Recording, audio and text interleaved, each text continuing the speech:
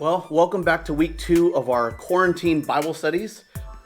You're in my living room. So we haven't gone back to the office this week. I've just been doing work from home here on the laptop, but I'm excited to be able to join back together with you here online. I miss you guys so much. I was able to go see a few of our students yesterday, and we kept an appropriate 6-foot distance.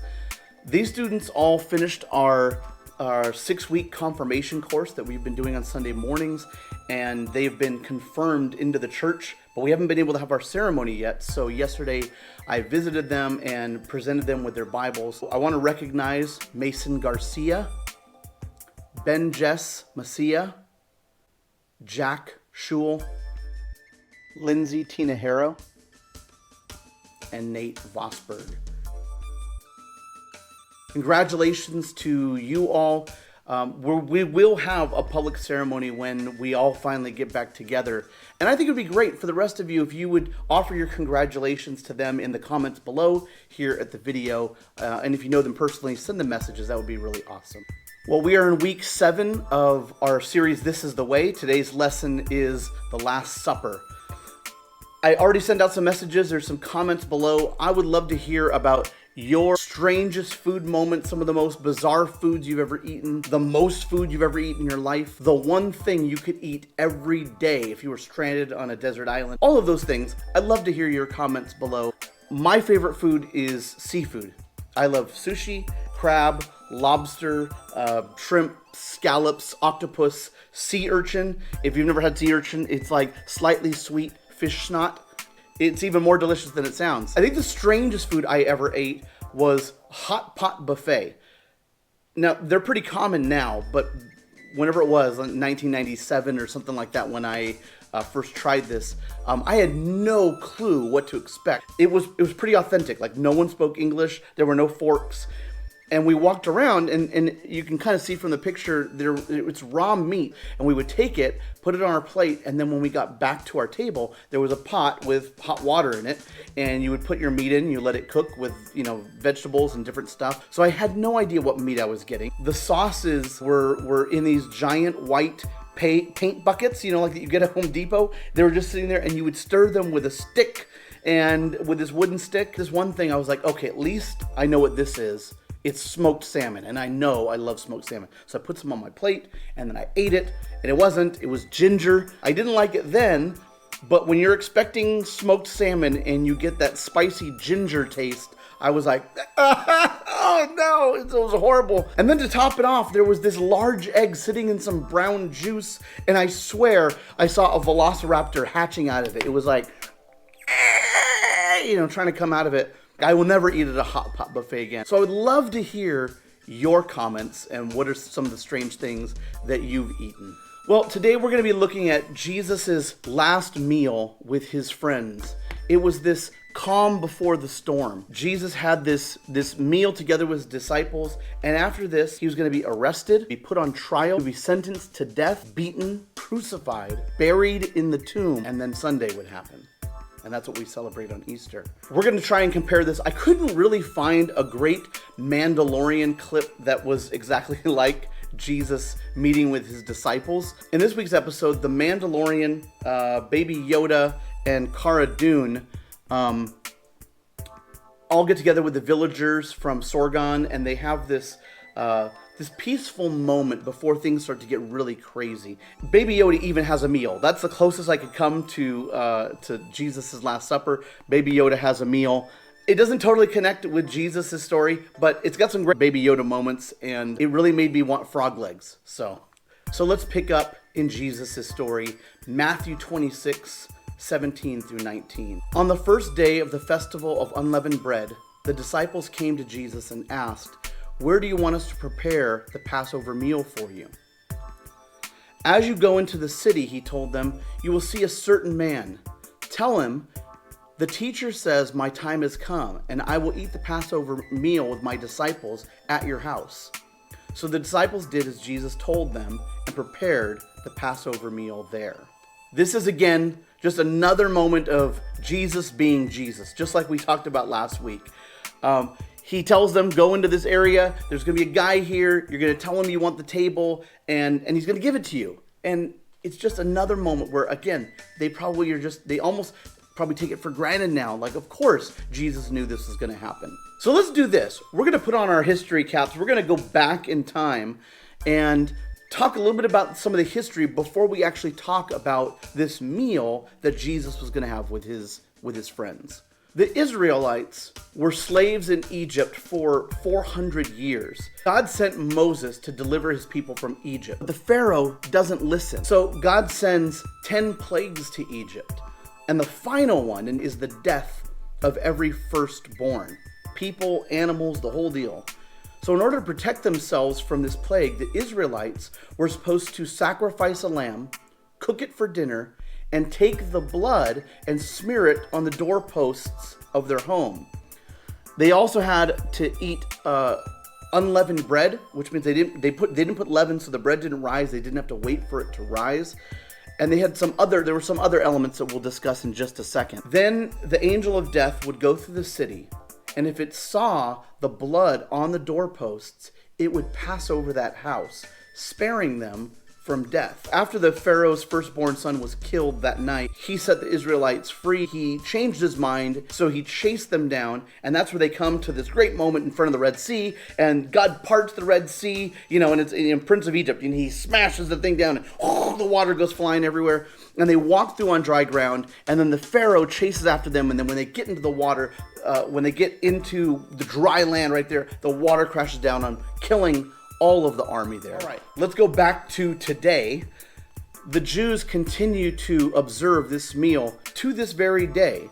The unleavened bread symbolizes their hasty departure from Egypt. They had bitter herbs representing their life in slavery. They had salt water, with a reminder of the tears that they shed.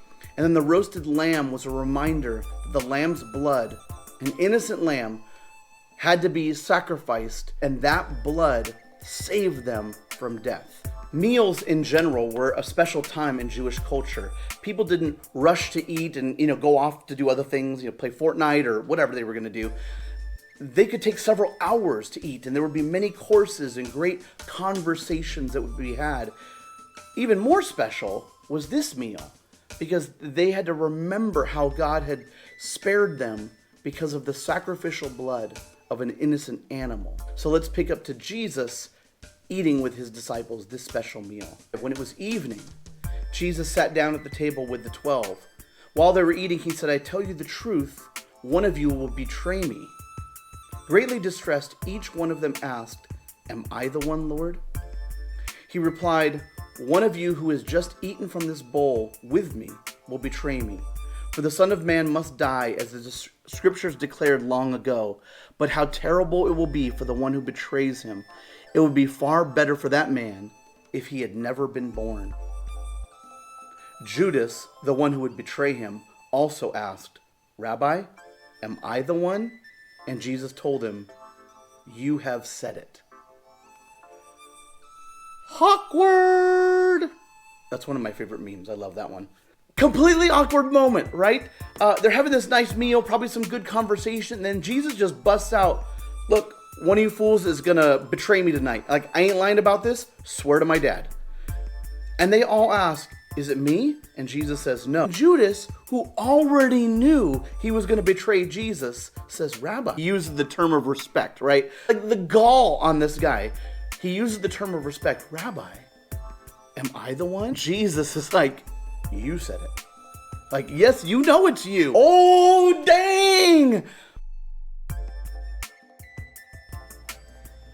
One of you will betray me tonight. Is it me, Jesus? No. Is it me, Jesus? It's not you either. Is it me, Jesus? Is it me, Jesus? One of you will betray me tonight. Is it me, Jesus? No. Is it me, Jesus? It's not you either. Is it me, Jesus? Is it me, Jesus? One of you will betray me tonight. Is it me, Jesus? No. Is it me, Jesus? It's not you either. Is it me, Jesus? Is it me, Jesus? One of you will betray me tonight. Is it me, Jesus? No. Is it me, Jesus? It's not you either. Is it me, Jesus? Is it me, Jesus? One of you will betray me tonight. Is it me, Jesus? No. Is it me, Jesus? It's not you either. Is it me, Jesus? Is it me, Jesus? One of you will betray me tonight. Is it me, Jesus? No. Is it me, Jesus? It's not you either. Is it me, Jesus? Is it me, Jesus? I love those memes. Find the one that's your favorite and comment below. Put yourself in Jesus' shoes. Like, this guy, Judas, has been part of your crew for 3 years, and you know he's going to betray you. You know, Jesus is God. He knows everything. He knows that Judas is going to betray him. But he's still human. He still has feelings. He still hurts. Imagine having this meal and sitting across from them and knowing this is what's going to happen. Think about it for yourself. Think about a friend that you've known stabbing you in the back, lying about, getting you kicked off of a team or a group or out of school. And worse is for something you didn't do. It's got to be absolutely heartbreaking. As they were eating, Jesus took some bread and blessed it. Then he broke it into pieces and gave it to the disciples, saying, "Take this and eat it, for this is my body."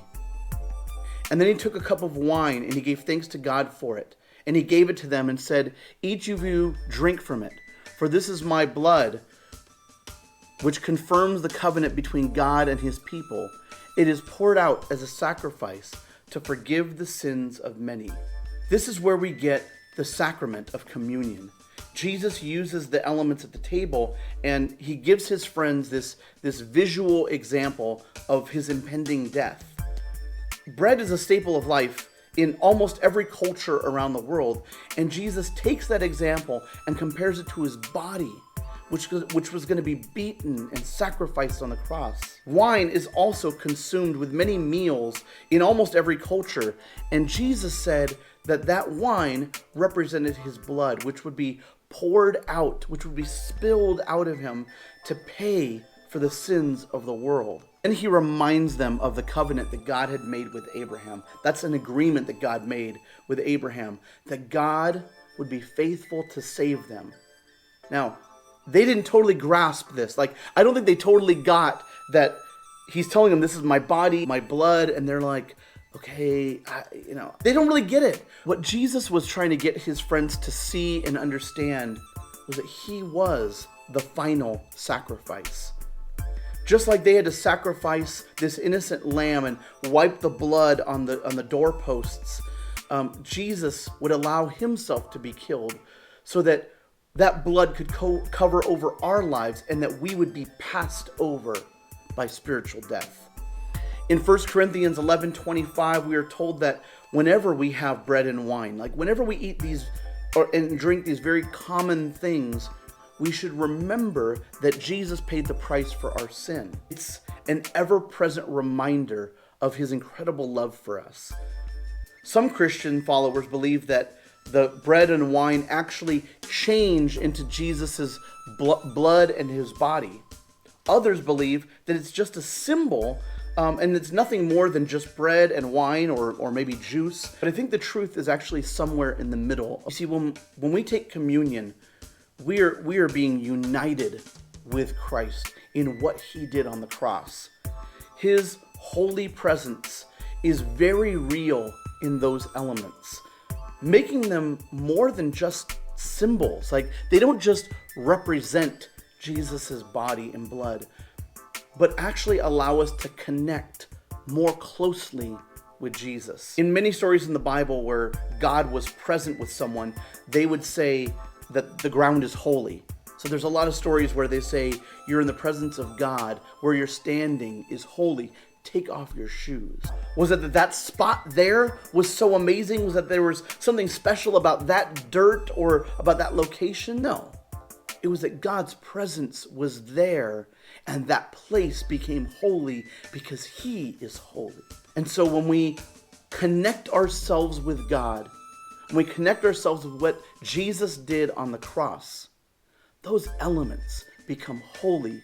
God's presence is always with us, but even more so in this super significant spiritual moment. And so it's not just items or elements that represent Jesus' death on the cross.